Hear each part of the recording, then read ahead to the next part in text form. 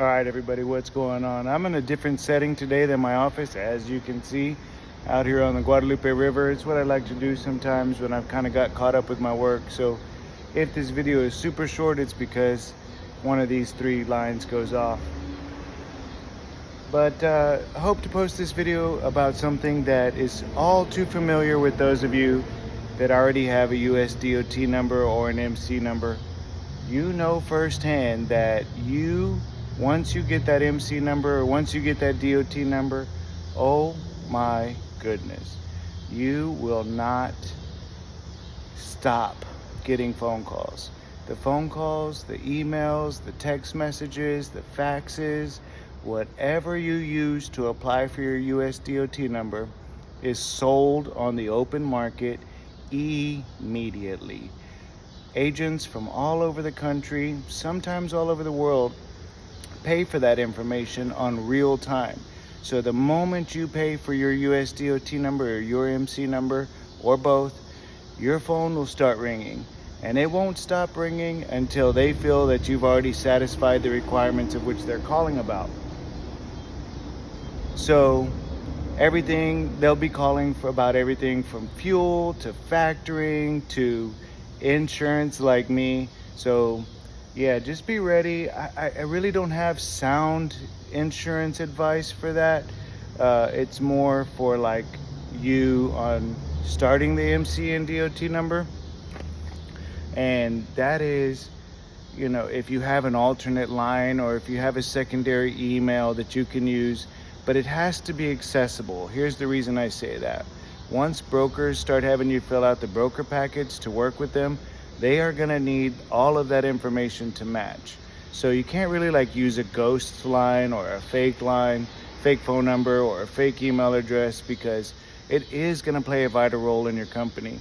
So if anything, I suggest you find a standalone phone number, a standalone email address, and if you need to put a fax number, put a maybe digital fax number so you're not getting paper after paper coming through your fax machine. But it is, in my opinion, a new level of harassment. And I say that because oftentimes they will announce themselves as like maybe a federal agency or some sort of a vital portion of your MC authority. So a lot of times people that get their brand new MC number or their brand new DOT number, they might be a little bit in the dark about what they have to do, and people are exploiting that lack of awareness. So my clients, they're privy to all the information that I have in just a couple phone calls. That's why I'm making these YouTube videos. That way, as they generate a little bit of speed, as more of you are liking the videos, sharing the videos, and subscribing to the videos, this information will spread. And I really don't think this information will change. It's always been a thing, but now in the digital age, and I could go further into that, it's a lot worse nowadays. And if you stayed around this long and you want to know just a little bit more about it, I'll tell you. It is about the fact that in 2020, everyone started working from home. They were able to take their normal office hours to their home, and they realized, wait, I don't have to deal with walk-in traffic. I don't have to deal with smaller level policies. I can just focus on trucking policies. And there's a lot of money in the trucking industry, in the trucking insurance and brokering and the actual act of trucking. There's quite a bit of money in it. So they said, why are we going to focus on selling house to house or door to door or car to car when we could just focus on one aspect of insurance, and that is trucking. So at that time, I think it really switched heavily, where they started investing their money in leads to be able to work from home.